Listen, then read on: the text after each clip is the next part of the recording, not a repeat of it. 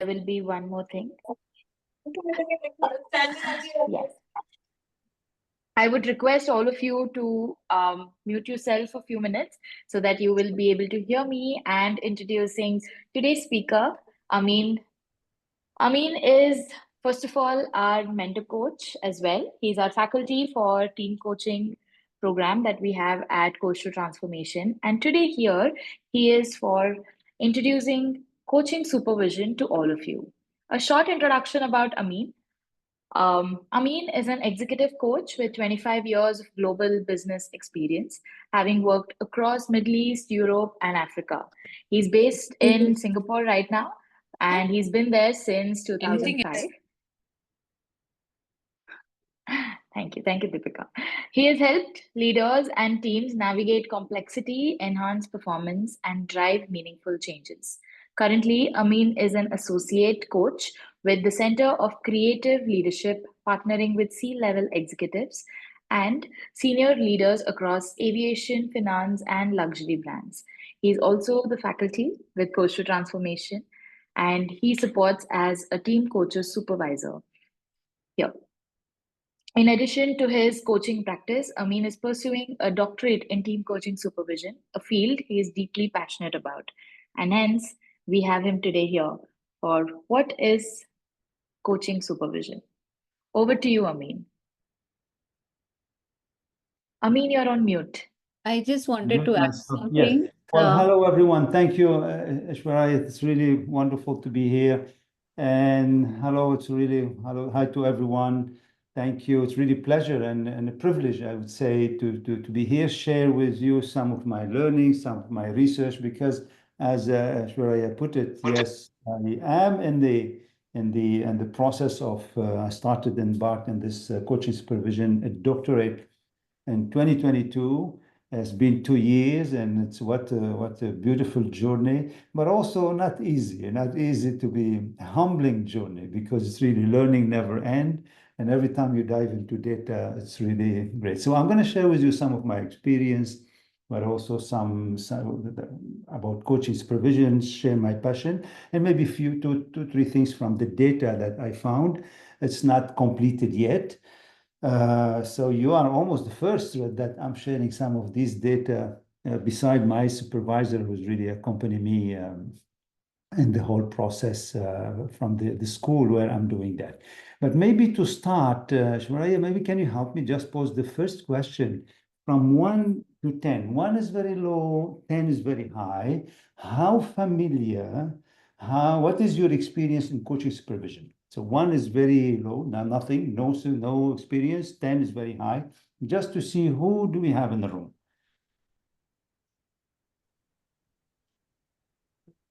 Okay, 2 and 2, 10. Wow, a bit 10. Thank you. And 1, 2, 7, 8, 4, 7. So we have all levels. So that's fine. And welcome. So please, those who have 1, I'm going to make sure that I will share that experience with you and some of the knowledge. Those who has 8 and 10, please help me, join me in that presentation. Don't let me alone, because I need also your support and your knowledge is really to add to any information we have here. You're welcome. The second question is, what specific question would you like to explore today? Is there anything? Just to put the question first. What is, what question would you like to explore today about supervision? Let's see. So take your time, think about it, put it in the chat box so we can visit that. What I did is to start, I have maybe 12 slides, not more. I'm going to just share with you, about coaching supervision, some data, and some info about coaching supervision. And then we go to the Q&A, and because really 1 hour is actually 50 minutes left. It's going to be very, very, very fast. So I see some of the question here coming. What are the top 3 areas to look out for? So I'm assuming in supervision, Surya, and what will be meaningful for me as a coach to learn from my videos what level of ICF coach do I need to be to be a coach supervisor, and why is it important? Who can be a coach supervisor? What makes an efficient and effective coach supervisor? Who would I need to as a coach for client? And then how we keep follow-up with the client even after coaching. What is the difference between normal supervision and coaching supervision? Difference between individual supervision and team supervision. Wonderful. It's all a great question. Listen, so Ishwarya, maybe, and Madhuri, can you help me? And if there is anything in the presentation we didn't answer, but we go back. Looks like most of these questions, they're in my presentation, but I will try to answer more specifically, and please don't hesitate to insist if we forget anything, and then I can come back to that. Difference between individual supervision and team supervision, and then last, see how has coaching supervision adapted to the change in the coaching environment. Wonderful question. I'm coming to that. Actually, we're going to start with this. Let me share my screen. Thank you for this question. It's really wonderful. Okay, just tell me that you see my screen, right? You see my screen. All? Okay, so here's a few things. First, let's start with that. I want to really first share some of the data and some of the figures I found that, well, first, coaching became for the fastest growing part of leadership development over the last 40 years. 2022, ICF did conduct study that coaches, we're around 110 coaching practitioners, a 50% increase since 2019, and the number keep going up. Coaching supervision at the same time is also growing, with many advocating it, for all coaches. And when I say many, so I'm coming to that shortly. Really began essentially 20 years ago when we conduct that reflection in 2003. Now, when I conducted some of my research, this is some sort of chronology of supervision. Started almost back to 1920 at the time of Freud, where the informal supervision under Freud was happening and goes all the way, so 1983 and even 2000, 1980, and then 2003, the beginning of coaching supervision. The reflection at that time between Peter Hawkins, David Kletterberg, but also Coaching Supervision Academy, the two founders, and one of them is Miriam Orris, who said, there is a reflection, there's something need to happen. We do a lot of supervision and therapy, psychotherapy, and social worker. Now coaches really do more. The coaching evolved a lot. When 10 years, even like 10 years ago, we're still talking about coaching is like linear, from objective to achieve something. We have, this is A, this is B, this is where we need to achieve and go. But coaching also evolved a lot. We talk about systemic coaching, team systemic coaching. All the systems start to be more and more complex because the world is really become more and more complex to address that. So as you see, really, it's only 20 years ago when we started to talk about team coaching supervision, and team coaching supervision is only like what, maybe 2 to 3 years. Starting that idea, say, yeah, let's talk about team coaching supervision. And group supervision, coaching supervision started also at the same time in 20 years ago. But in therapy, it exists more than, it's very mature field. Now, this is some myth about supervision. First, supervision means vision from above, used differently in everyday language, and the act of watching a person or activity, making certain so that everything is done correctly and safely. But the things, how it's happening in coaching is not happening anymore like that. It's really, It's we don't sit with the coach or the team coach while they're doing team coaching. It's really things happen after. Few definition. So the three bodies of, I'm not going to read all the definition, but you can see these few definition, the three bodies of coaching, ICF, EMCC, Association for Coaching. This is how their definition, what you, when you go on the website, you find that.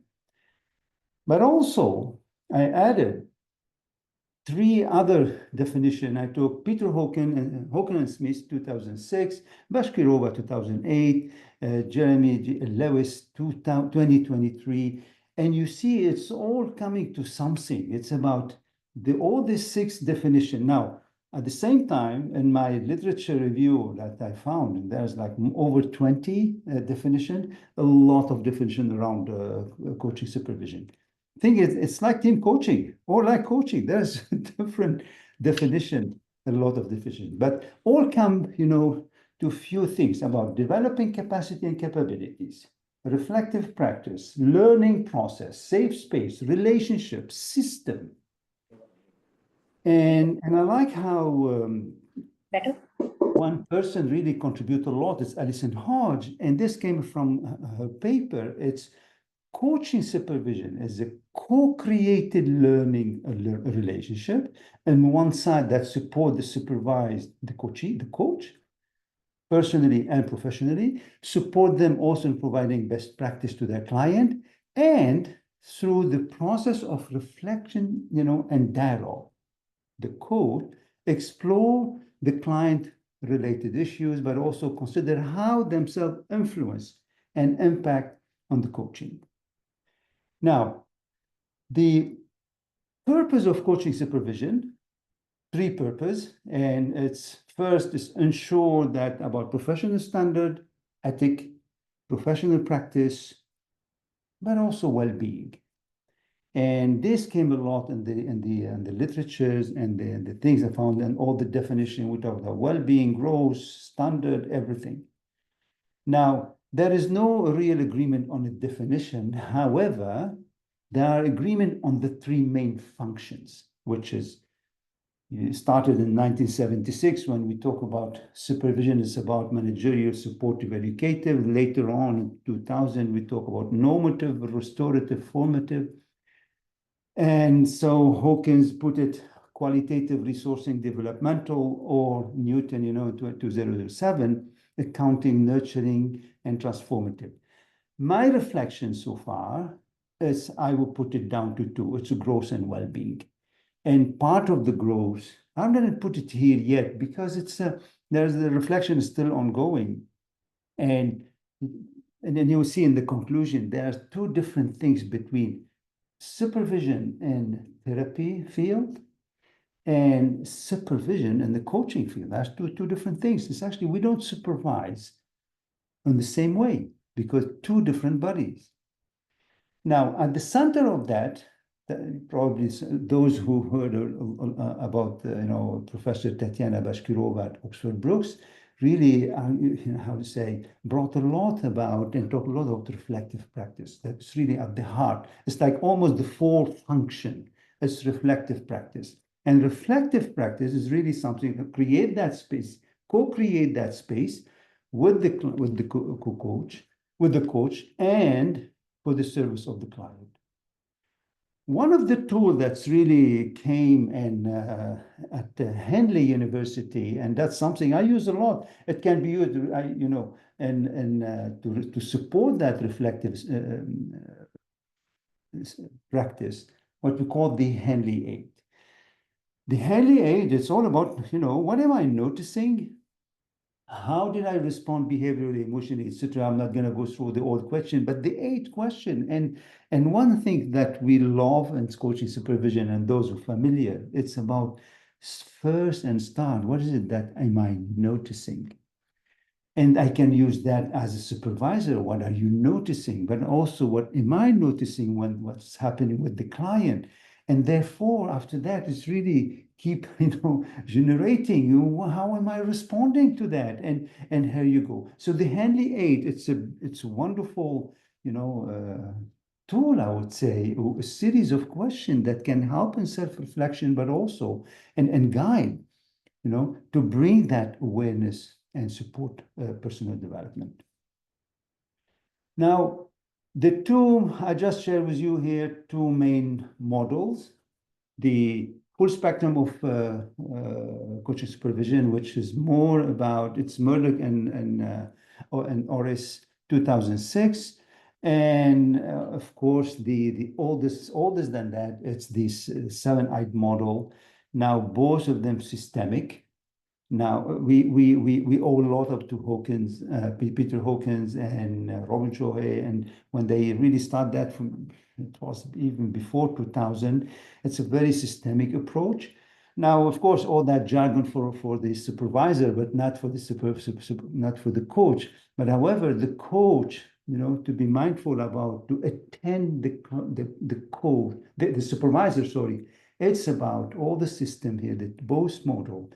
It's about attending the coach, sit with the coach where he or she sits and attending. And it doesn't matter, that's not something we're going to show to the coach, but for the supervisor, it's important to be mindful in that, in that systemic approach, attend where need to be attend.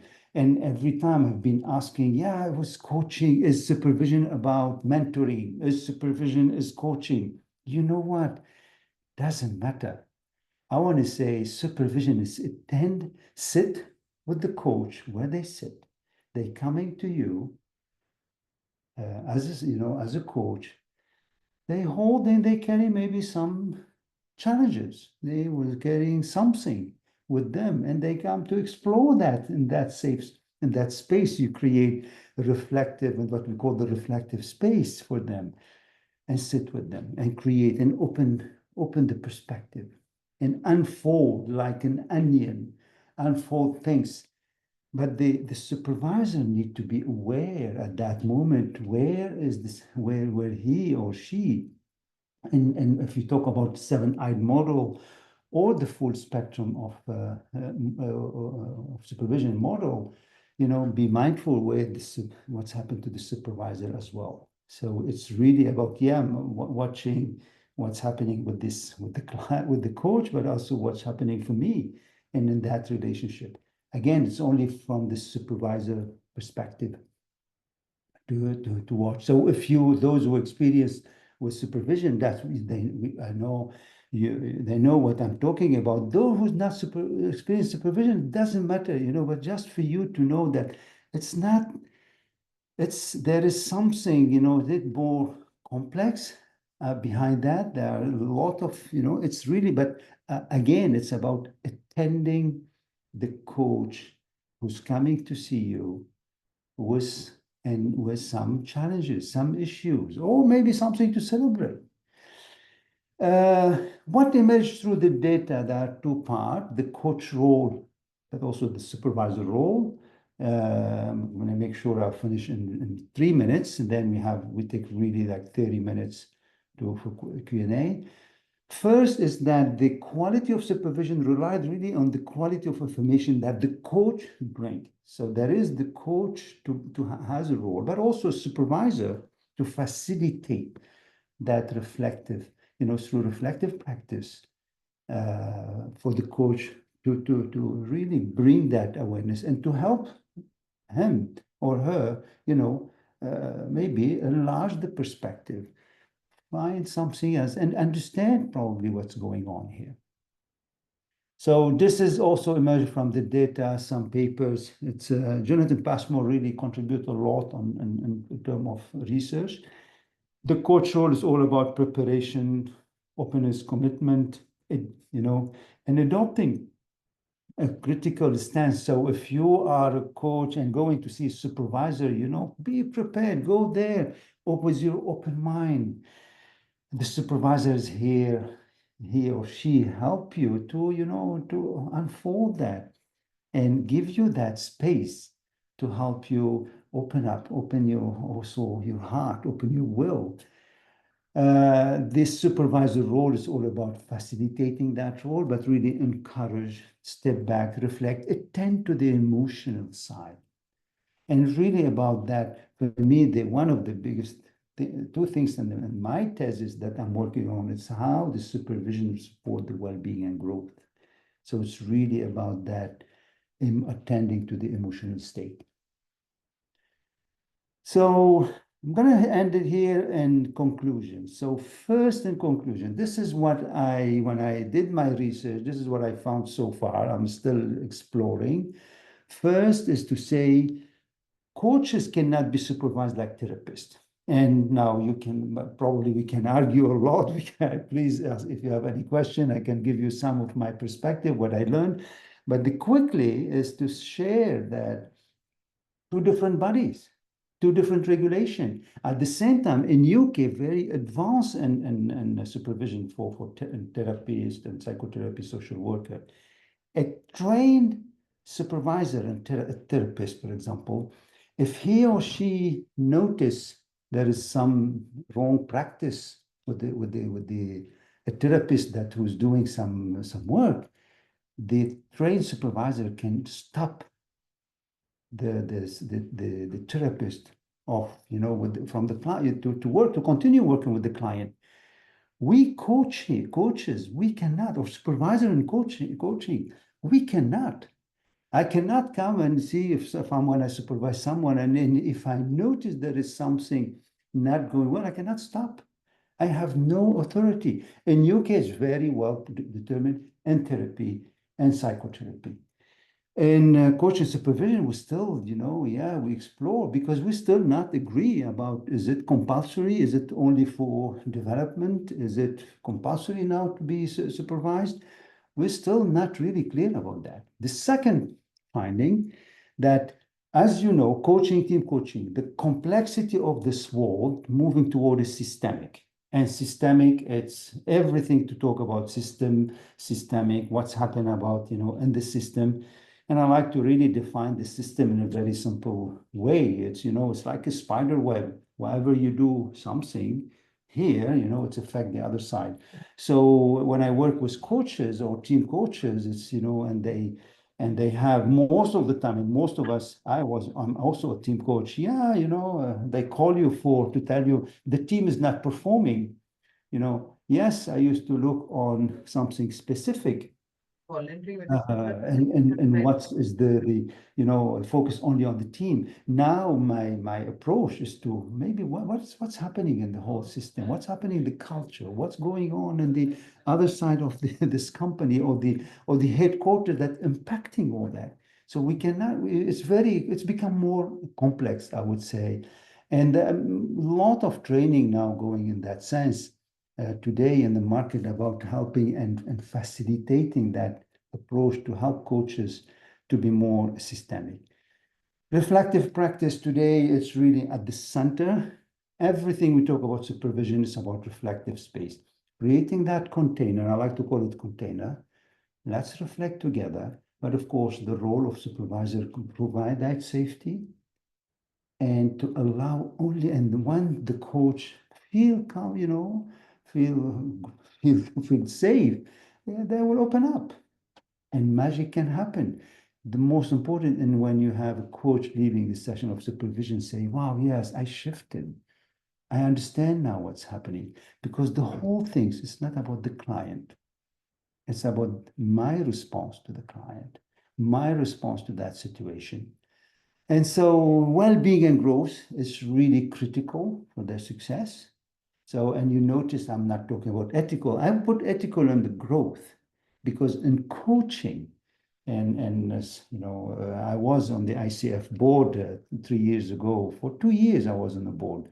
We had some supposedly ethical issue, but we could never prove it because it's very difficult. Ethical, it's very gray area. However, so it is part of the growth. So I would say it is very important. Put it part of the growth, but also the well-being. And last but not least, which is most of the time it's under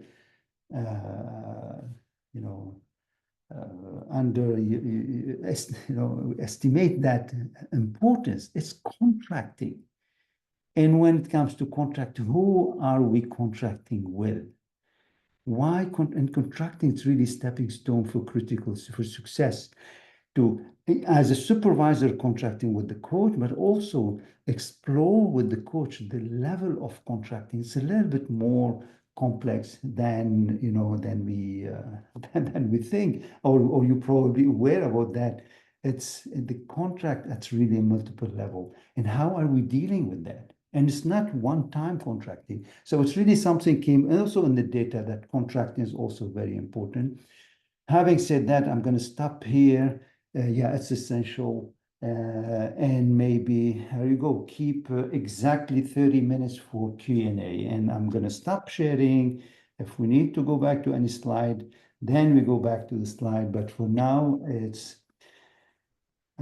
try to really make it in a short, succinct manner. And let's go ahead and with your Q&A. So here we go. And I see some question. I don't know. So how do we deal with it, Shuraya? Yes.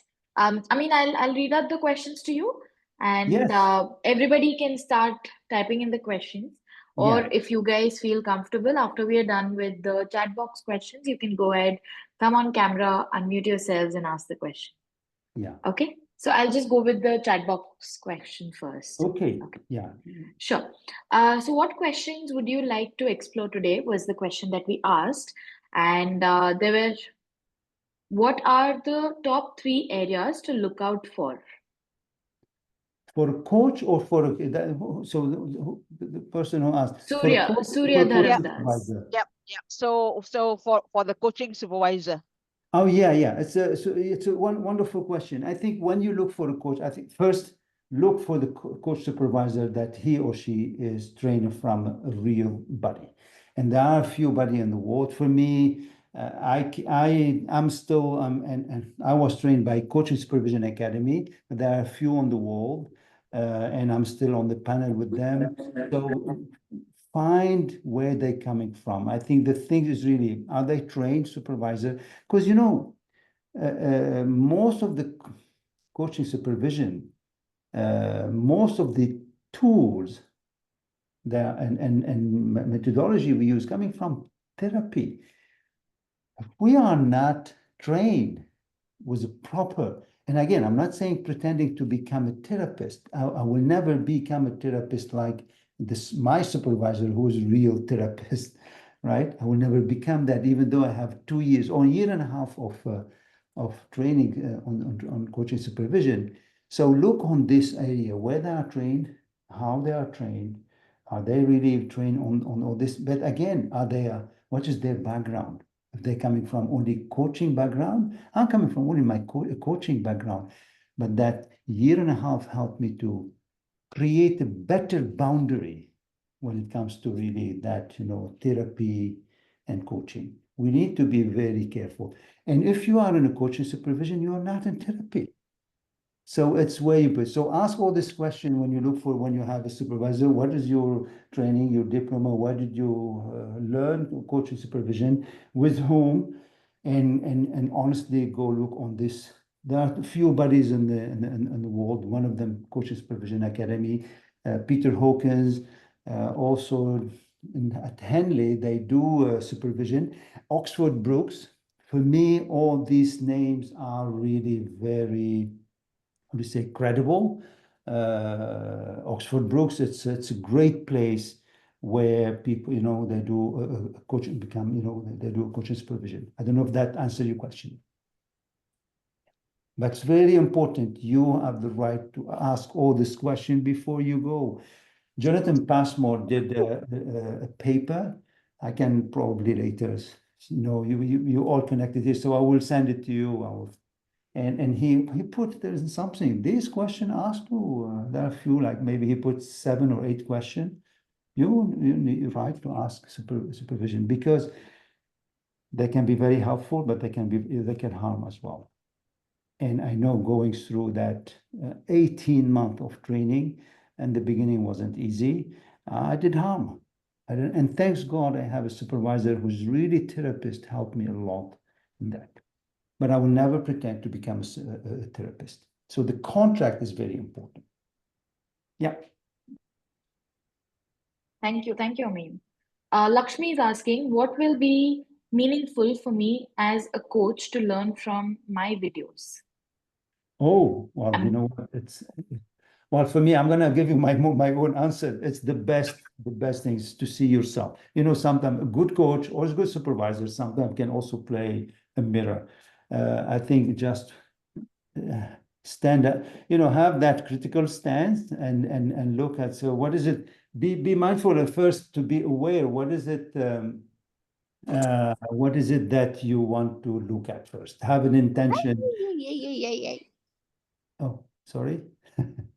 Yeah. For example, if I used to record myself and I said, okay, 3 things I'm going to look at that, and I will only focus on that and ask myself the question, let's focus on these 3 things for that recording, and usually it's help in general. Okay. okay. Please tell me if What I'm answering your question or if you need more. Okay. Thank you, Amine. Sorry, Ashwarya, I see quickly that question from Anabi who put that question. It just pop up on my, if I may. And Anabi, I know you put 10. So are you a supervisor? But how familiar are you? So you put, you're familiar with the, just to understand. I mean, I trained as a supervisor, not specifically as a coach supervisor, but a health and social environment Wow. supervisor. Okay. But I've been in coach, I'm now my 10th year in supervision. Wonderful, wonderful. Yeah. So the meaning of your question is, what is, in your opinion, the research, the ideal relation between individual and group supervision for a coach? Can you tell me more? What is the question exactly that you want to know? I mean, you know, group supervision is financially more viable for most coaches. Yeah. But how often did your research, or maybe just a personal opinion, how often do you think is it necessary for a coach also to go into personal supervision on a one-on-one, or is it case-based? Okay. Wonderful question. Listen, it's as a coach, and I'm going to give you my own experience. As a coach, I'm doing both. I'm doing group coaching. I'm part of a group coaching where I go and I'm a group and I'm supervisees. But I also, since I start supervision, I never stop my supervision as one-on-one. And it's been 4 years now. Now, the answer to that, I think it really depends. Now, I know in therapy, social worker, you're probably familiar, they, people are supervised on a weekly basis because you see maybe 10, 20, 30 social worker or somebody or for a week. So you need to go on a weekly basis for supervision. As a coach supervisor, we don't see 10, 20 a week. So I don't think we need to go on a weekly basis. On a monthly basis, it's really enough. It can help. My choice today, I'm going every 6 to 7 weeks. I do one session one-on-one, but I have also, during that time, I go to a group supervision. I found the group supervision, as you said, is costly, but the perspective that the group bring, wonderful. It's really rich. So beyond that, it's like, the cost is effective, the perspective, it's wonderful. And so for me, it depends, I would say, to that question, what is the need? Now, if tomorrow I have, something critical, I call my supervisor, I say, please, I need a session. Can you give me 30 minutes? Sometimes 30 minutes. But on a regular basis, every 6 to 7 weeks, I will have my session since 4 years, and I never stop. But this is because it really answer my need, and it helped me to what I'm looking for. So I really encourage you, what is it that you're looking for one-on-one, and what is it that the group gonna help you in which way, and then you combine and you decide. Thank you. Okay, Ishwarya, back to you, please. Yes. There's one more question. What level of ICF coach do I need to be a coach supervisor? Oh, zero. No, I'm kidding. Coaching supervision is nothing to do with ICF. Coaching supervision started with different body. Before 2000, it was really, in therapy, social worker like Anave, trained. But in coaching was the Coaching Supervision Academy, Peter Hawkins, Henley, Oxford Books. They start to do really provide the certificate, and you become a coach supervisor. Now, one of the conditions usually when we go to be enrolled in that certification, they will ask you how many years of coaching, but they never ask me if I'm ACC, PCC, or MCC. It's not a condition to become a supervisor. They never ask me if I'm was EMCC or AC, what is the level? No. What is my level of experience in coaching? How many years I was coaching? That was really an interview before I started. It was in 2020. So it's nothing to do with the coaching body. It's more about your coaching. I would say now, when going through this, I would say it's good that if you have experience in coaching, it's better, and then go to coaching supervision will be more valuable for you. But nothing, they're two separate things. Lester, I hope the question you asked Yeah, is please, answered. and please stop me, jump in. Madhuri, also, please help me. I know we will know each other for 4 years. If you believe that I didn't answer, tell me. I mean, can you answer more? Absolutely. Okay. There is one question, Aishwarya. I think we could take that up. That's Scott's question, if you would want to do that. What Sure. is the question? Okay. Did I miss it anywhere?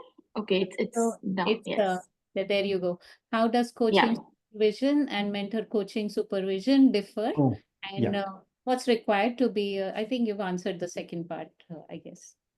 Okay, thank you so much. I think for the second question, Scott, I think I responded already, right? Now, the first one, honestly, I'm going to bring back what I learned about supervision. And my supervisor, I asked her that question 3 years ago, and also 2 years ago, and also a few months ago. And she told me, Amine, remember, you sit where they sit. You have a coach. If he's coming for a mentoring, attend to the mentoring. If he or she is coming for coaching, attend to that first. And you will see things will open up. So I would say, Scott, really, there is, for me, I would make a difference. I was talking to a friend who's an MCC today, and he was telling me he said, mentor coach is about the person and the being, and what he learned that coaching supervision is about the coach. I said, no, coaching supervision is about the person as a whole, the being, the system.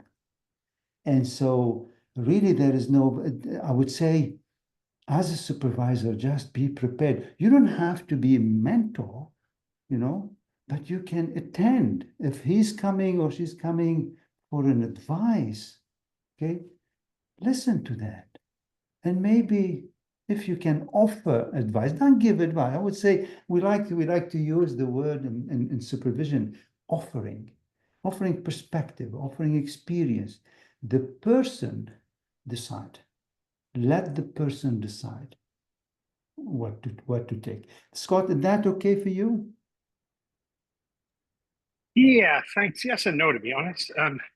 So I know that for my recertification as ACC recently, I had to have 10 hours of mentorship, but yes, I'm actually still confused on what are the deliverable differences between receiving mentor versus supervision. Thank you very much.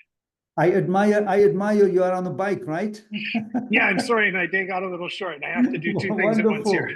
Wow, I admire how your resilience. Well done. That's what I noticed. Excellent. No, but again, quickly, Scott, about that, what you said. Now, PCC or MCC can mentor, right? Then we have, I'm a PCC, and we can mentor for the person to get an ACC, and even PCC can mentor a PCC. The thing is, when we talk about supervision, it's really start to have, there are these differences, but a supervisor, I had session with my supervisor sometime. I just wanted maybe mentoring, and she helped me. But she helped me, but she will never go like that and then bring back to me as a person. What is all this about? Okay. Thank you very much. Thank you, Scott. Okay, one more. Let's go. We still have 15 minutes, so we What is the difference between normal supervision and coaching supervision? Well, okay, I wouldn't say normal supervision. I would say supervision before 2000 and supervision after 2000. Supervision before 2000, which is still also, in therapy, psychotherapy, they're still doing supervision even now. But again, it's with two different regulation, two different bodies. And coaching supervision, that's the drama today. In coaching supervision, if we are not trained and therapists, or we are not therapists or psychotherapists trained, in supervision, we learn all these tools and all those models from the therapies, from social worker, and all this model. And so to use them, we need to be very mindful. Thanks God that there are a few persons who really did a great research now and bringing that more perspective. Tatiana Bashkirova brought new models called the 3P model: philosophy, process, and purpose. Tammy Turner brought another model, also did some research recently, and brought another models. Now we start to have more and more tools for coaches to operate and to be able, to also do supervision with a new research in the field. Alison Hodge as well, Paul Lawrence, who's a researcher in Oxford Brookes. So all this bringing more, perspective. David Clutterberg talk about the 7 conversation of coaching, of coaching supervision. Peter Hawkins talked about the model, very simple. It's a very simple model of presence, really, in that clear model, that contracting, listening. So all this now be helpful to those who are not trained therapist or psychotherapist.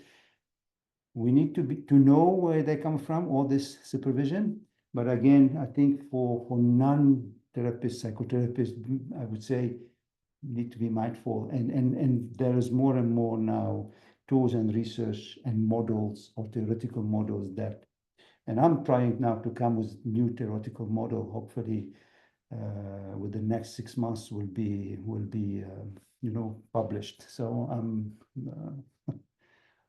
crossing finger.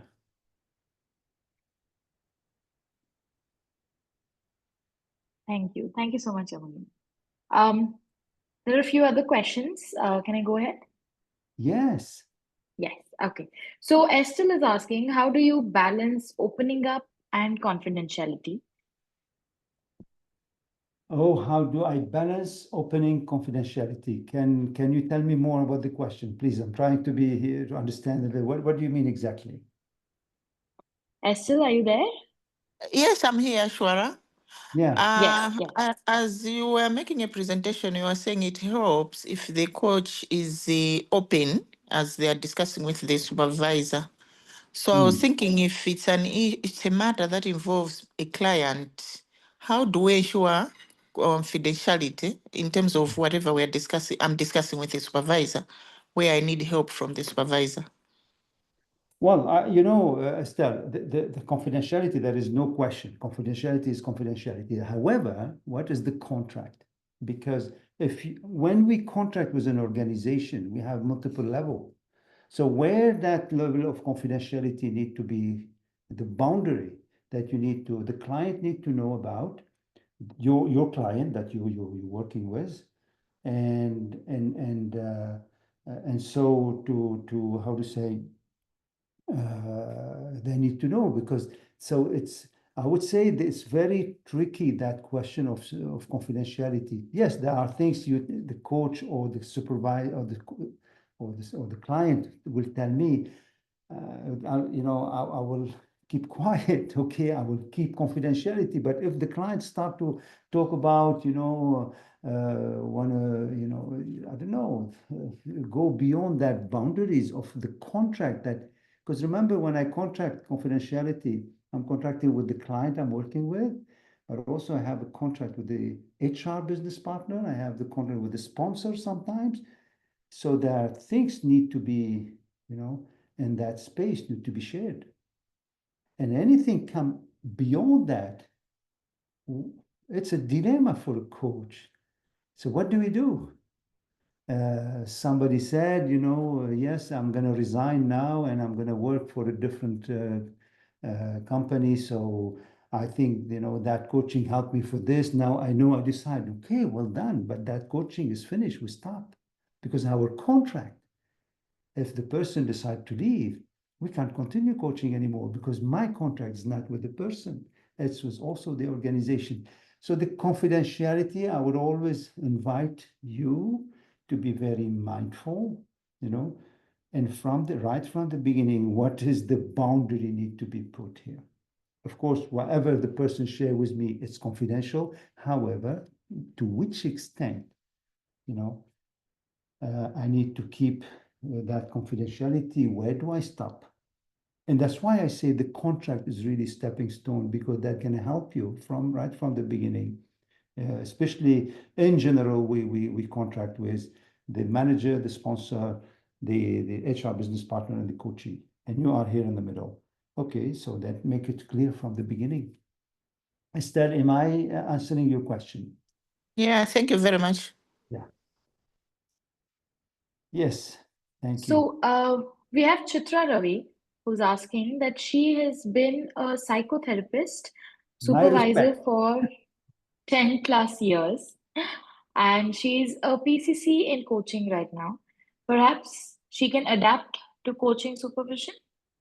Oh, That's a question. I would say, I'm going to ask you, Shitra, what do you think? You are, the supervision, come from your field.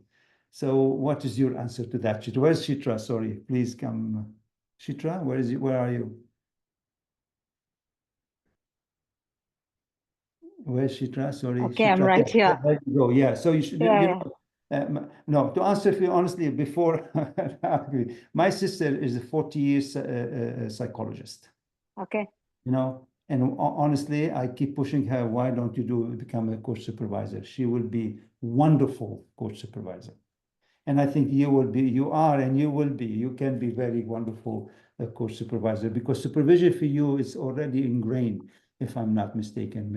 Am I right? Yeah, I train and supervise psychotherapists from the transactional analysis framework. There you go. So in my supervisor is trained like you, and I enjoy every session with us. So I think you have the competitive advantage, I would say, that background, and that we coach, we don't have.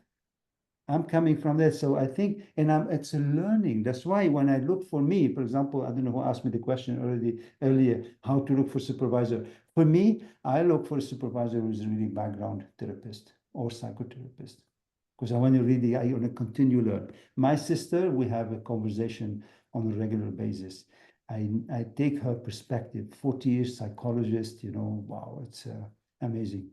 So please, you will be wonderful coach and coach supervisor. And you probably are already. Great. Thank you so much. Thank you. Thank you for your response. Yeah. Yeah. Yes. If I have missed anybody's questions, or if anybody has a follow-up question, please do come and ask us your questions. Yeah, we have maybe 3-4 minutes to take last question. Any other question?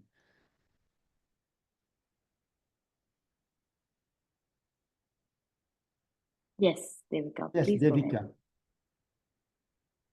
Hi, Amine. Good to see you after 2 Good weeks. to see you again, Devika. Long time no see. Yeah, please. Yeah, missing the classes.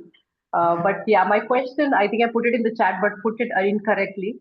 Does, when you go through coach training, it's just coach training, and then people choose different modalities, whether it's leadership coaching or it's life coaching, or so is coaching supervision also a blanket? Like a person who goes through coaching is a coach supervisor, can coach an individual coach or team coach. It can. Is it just a blanket like a supervisor's role, or is it specific to? Do they teach separate modalities? Wonderful, wonderful question. And I think Shitra can also help me to answer to that question. A supervisor, a trained supervisor will attend to anything. We are trained, again, if we are trained and the proper channel, honestly, because there are some, I heard some channel which can be scary, but what I heard, what I learned, where I learned, you can attend to anyone.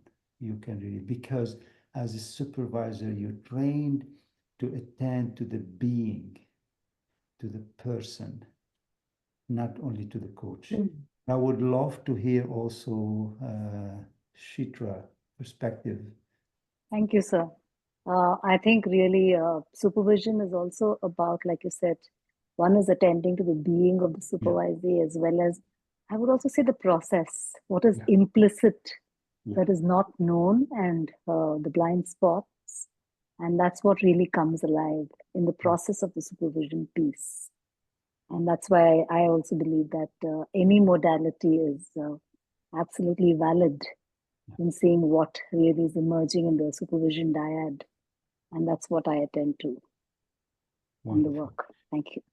Thank you so much. And just to add quickly something, when I did my interviews, Devika, for now, the sampling I took is 25 coaching. It was like snowballing, was recommended. Now, this is what I got. Young team coaches, they want a supervisor trained in team coaching first and have experience in team coaching. Experienced team coaches who have like 15, 20 years and more, what they said, all we want is a space, attend to me, stay with me. They didn't talk about skills anymore. So I would say now, yes, it's tricky now. If you want to put a team coach supervisor, if you have somebody maybe early career, they may need some guidance, and supervisor can offer that perspective. Only offering perspective, but not of course give the solution, because they still need to do it by themselves. So the more the experience, so it really depends at which level. But supervisor should the question was, one of my questions, should a supervisor to be a specialist? No. And I was, and you can see, you can ask, see all the paper, the book from Peter Hawkins, David Klatterberg, or Tatiana Bashkirova, and all these really big names, I would say admirable names, they attend to anyone. Thank you.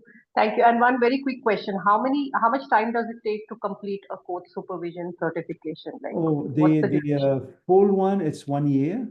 The coaching supervision. What I did, I also did 8 months of group coaching supervision.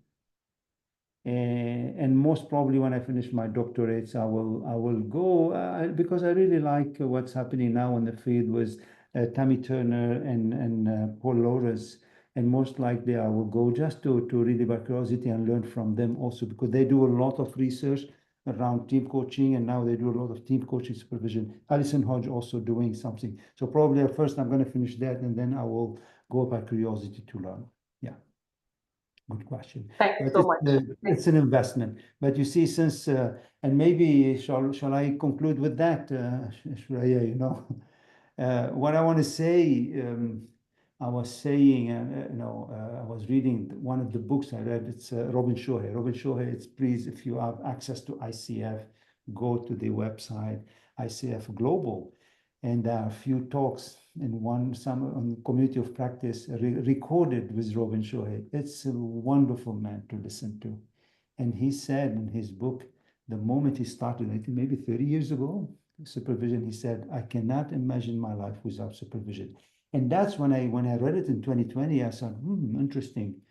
And more, I was really being attracted to that. And now I can't imagine myself without a supervisor. And I'm continue with that supervision, and that's become, add more layer on what I'm offering, and hopefully I can bring some value and bring something, to support the coaching community worldwide. And thank you so much. I don't know if there is any question. I know it's on time. I don't want to keep you more, but thank you so much for all your questions, all your dedication, all your commitment. Even Scott, wonderful. Even when you are doing bicycle, you are here. I really hope if you are in Singapore, let's connect. We can connect to LinkedIn or to Singapore. Happy to meet and happy to, share any more perspective around coaching supervision. And what I do, I will put maybe 1 or 2 papers that I really found very interesting to read. And I will send you, I can't send you all the presentation because still things, but the things that I can share with you, I will put a PDF and we will be sending to you. And hope to see you. The world of coaching is very small, and I'm sure we can meet, and I'm sure we will meet. Thank you so much. Thank you very much. Thank you so much, Amine. Thank you so much. And thank you so much for such a wonderful session. It was very informative. I'm sure each one of us here agree to that. And everybody else, I have shared the CCEU form. So please do fill the form for, you will be able to receive the CCU certificate immediately. Thank you so much, Paul, and wishing you Thank you so much, Amine. or good day. Those who are calling from Nigeria, I don't know, Charlie is still here or left. How are you calling? It's from Cameroon, Charlie, and very early for you in the morning. Thanks for coming, my friend. Thank you, Amine. Thank you. Wonderful session. Thanks, everybody. See you all again. Bye-bye. Bye. Thank you. Bye.